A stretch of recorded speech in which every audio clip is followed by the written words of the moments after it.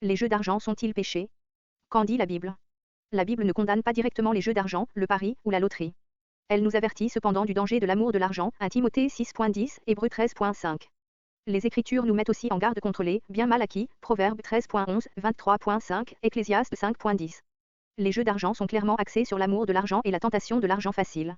Quel est le problème des jeux d'argent? C'est une question difficile, parce que si on s'y adonne occasionnellement et avec modération, c'est de l'argent gaspillé, mais ce n'est pas nécessairement un mal.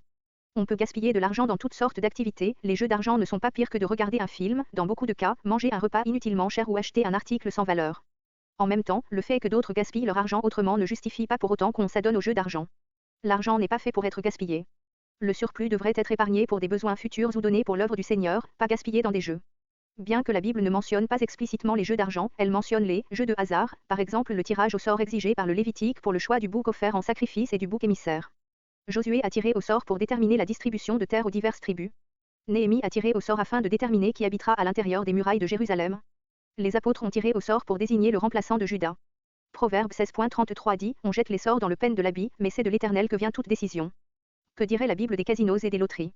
Les casinos ont recours à toutes sortes de techniques de marketing pour inciter les joueurs à miser le plus d'argent possible. Ils proposent souvent de l'alcool à bas prix ou gratuit, ce qui encourage l'ivresse et inhibe ainsi les capacités décisionnelles.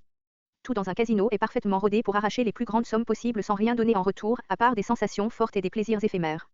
Les loteries cherchent à se présenter comme une manière de financer des programmes sociaux et obliques ou éducatifs. Des études montrent cependant que ceux qui jouent à la loterie sont généralement ceux qui ont le moins de moyens. Il est difficile pour une personne désespérée de résister à l'appât de l'argent facile. Les chances de gagner sont infinitésimales et de nombreuses vies sont ruinées. La loterie plaît à Dieu.